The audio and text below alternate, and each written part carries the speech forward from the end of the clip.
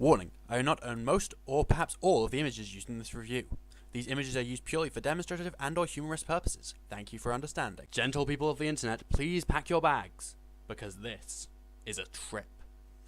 Welcome to Back to Bed, developed by the appropriately named Bedtime Digital Games, who also publish Chronology. Unleashed upon the world on the 6th of August 2014, Back to Bed is a psychedelic, but simple, puzzle game.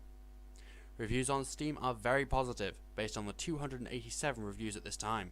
However, it only rated an okay 57 on Metacritic. But it won the Independent Games Festival Student Showcase, the Guts and Glory Award for 2012, the Killscreen Playlist Selection, the Indie Prize Europe 2014 Best Console Game nomination, that's a lot of words, and was an award finalist at the 2012 Unity Awards and a finalist at the Nordic Game Indie Night 2012. Back to Bed is supported on Windows, Mac OS X, SteamOS, Linux, PlayStation 3, 4 and Vita, iPhone, iPad, Android, Wii U, and even the Ouya.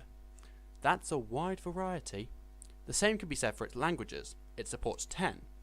While again, only English gets interface, full audio and subtitles, 10 others, which are seen on this chart, get interface and subtitles. Any machine of modern computing can run this game. For those like me who like numbers, that's any CPU higher than 1.8 GHz and any RAM greater than 2 GB, and it requires only 600 MB of space on your hard drive. The word story is barely applicable to this unique experience, but there kinda is one. Bob is a narcoleptic, which is cool to see in the game by the way, who often falls asleep at work and unfortunately sleepwalks. It's the player's job, as his unconscious guardian named Subob, to protect him and direct him to his bed through his dreamscape. Hence the title. The only two real characters are the silent, unless you count screaming, narcoleptic Bob, and his mindscape guardian and silent player avatar, Subob. Bob has the same great art style as the whole game, but nothing particularly unique in his design or voice. Subob, however, oh boy. Strange, but kind of interesting. Comfortably strange. There is also a strange narrator? Their lines sound like they're random sounds spoken backwards to form the words, and what he says is also random. Sometimes actually important details, such as the fact that Bob turns clockwise, or sometimes random things like, the apple is a hat. The narrator practically is the mystery of this game. The heads-up display is incredibly simple. It allows you to speed up time or pause. That's it. The puzzle concept is simple. Bob moves of his own accord and turns clockwise whenever he meets an obstruction.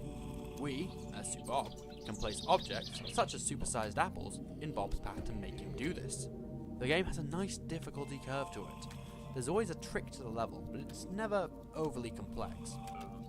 The game's levels themselves are rewarding to look at. Passing one reveals the next, and hence the reward for the puzzle is more puzzles, and I'm okay with that. The game also sports a nice set of achievements for an extra kick. The game has no tension. If Bob dies, he merely returns to his starting position. But a game like this doesn't need tension. The atmosphere of these dreamscapes is usually rather peaceful, if not a little odd.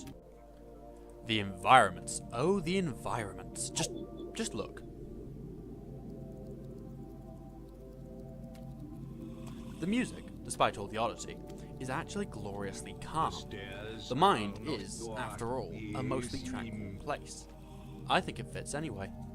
What's most glorious is in fact the musical effects. Every time Bob steps, it sounds like he's stepping in water.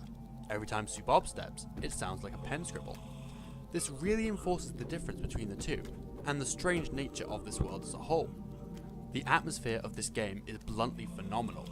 It feels like the dreamscape it is, not some blank void like some movies, nor as realistic, I guess you could say, as some novels. This is a strange fantasy realm of the thought, where the only limits are defined by the base nature of the human subconscious. This is a great game. I was hooked from the start and it just didn't let go. Anyone can enjoy this game. In fact, everyone should enjoy this game. I practically insist. Unless you don't like mind games or have issue with this sort of material. That's cool too. Overall, a fun little puzzle game. Now, if you'll excuse me, I'm going to go and look at the level screenshots. So pretty.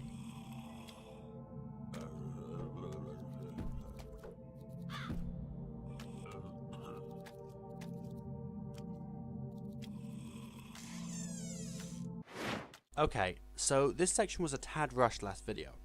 It was unscripted due to time constraints, ironically. So let's even out some edges. This channel is a tad barren. This is because I am a student, and thus I lack the time necessary to create the sort of high quality art that a channel like this deserves.